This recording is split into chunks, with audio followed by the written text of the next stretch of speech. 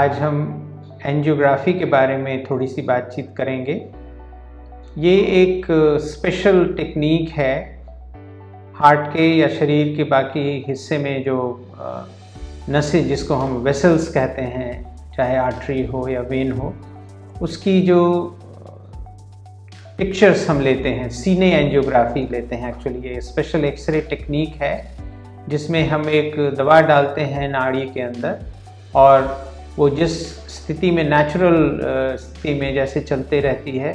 Movement उसका होता रहता है, उसी में हम उसका पिक्चर लेते हैं। ये सबसे जो ज़रूरी है हमारे लिए वो है कोरोनरी एंजियोग्राफी कहते हैं, जिसमें हम हार्ट की जो नाड़ियाँ हैं जो हार्ट को ब्लड सप्लाई करती हैं, और जो आज के ज़माने में सबसे बड़ी जो प्रॉब्लम है कोरोनरी आर्टरी डिजीज़ की, उसको देखने के लिए उसका क्या कितनी बीमारी है, आगे उसका इलाज कैसे होगा, प्रोग्नोसिस किसी पेशेंट का कितना है, अच्छा है, बुरा है, तो उसके लिए एक बहुत ही इम्पॉर्टेंट प्रक्रिया है।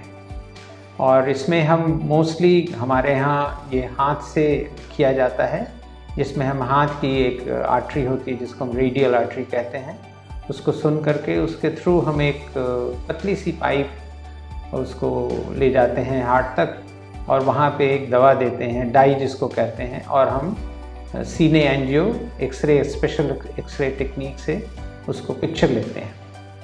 तो ये उन लोगों के लिए ज़रूरी है जैसे जिनको हार्ट अटैक होता है, वो तुरंत हमारे यहाँ आते हैं, उनको तो तुरंत ही करना ज़रूरी पड़ता है। जिन लोगों में हमें शक है कि उनको हार्ट की प्रॉब्लम हो रही है, खासकर जिसको हम एंजाइना कहते हैं, छाती के बीच दर्द या अगल बगल दर्द होता है चलने बुलने से,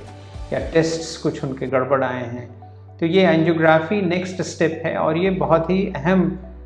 टेस्ट है, क्योंकि यही हमें आगे गाइड करता है कि हम क्या उनके लिए इलाज सोचें। ये हमें उनका प्रोग्नोसिस भी बताता है कि नाड़ियाँ कितनी ख़राब हैं और आगे कितना रिस्क है उनकी जान पे। तो बहुत ही अहम टेस्ट है, और हार्ट की बीमारी को मैनेज करने में ये बहुत ही बड़ी भूमिका अदा करता है।